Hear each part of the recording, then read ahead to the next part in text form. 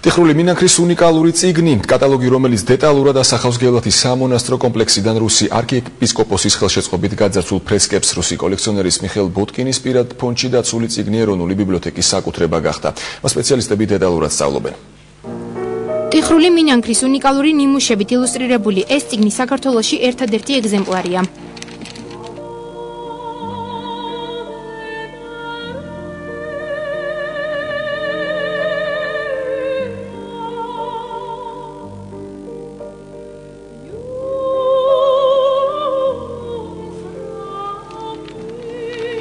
კატალოგი ზუსტად საუკუნის წინ სპეციალურად რუსი კოლექციონერის მიხეილ ბოტკინის პირადი ფონდისთვის დაიბეჭდა. წლების განმავლობაში წიგნი საქართველოს მოქალაქეებისთვის მიუწვდომელი და აკრძალული იყო, რადგან კატალოგიდან ირკვევა, რომ მე-10 საუკუნიდან მე-18 საუკუნემდე საქართველოში დამზადებული ტიხრული მინანქრის ნიმუშები არა ქართული კულტურის საგანძური, არამედ ბიზანტიური და რუსული ხელოვნების ძეგლებიცაა. ეს გახლავთ მე-19 საუკუნეში რუსეთის იმპერიის მიერ საქართველოსთან დატაცებული ქონება.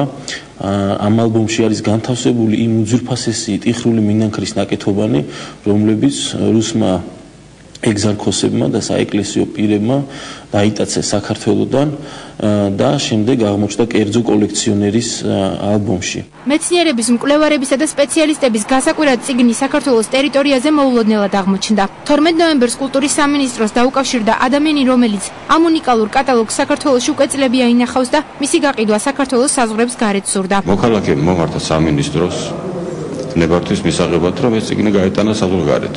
ეს ჩვეულებრივი პროცედურა, მსგავსი ნივთების გადატანა საზღვარზე ჭირდება კულტურისა და ძეგლთა დაცვის სამინისტროს ნებართვა და ნივთის მნიშვნელობიდან გამომდინარე, ჩვენ მივმართეთ წერილობით ეროვნული ბიბლიოთეკის ადმინისტრაციას, რათა განეხილათ ამ წიგნის შესყიდვის შესაძლებლობა.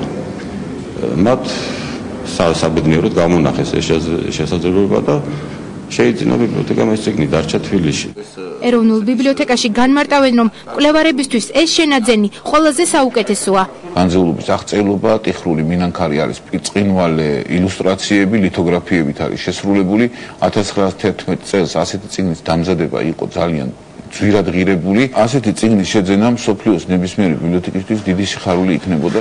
წიგნი ეროვნული ბიბლიოთეკის იშვიათ გამოცემათა ფონდში ინახება. მასში ასახული ფრესკების შესწავლას სპეციალისტები იწყებენ.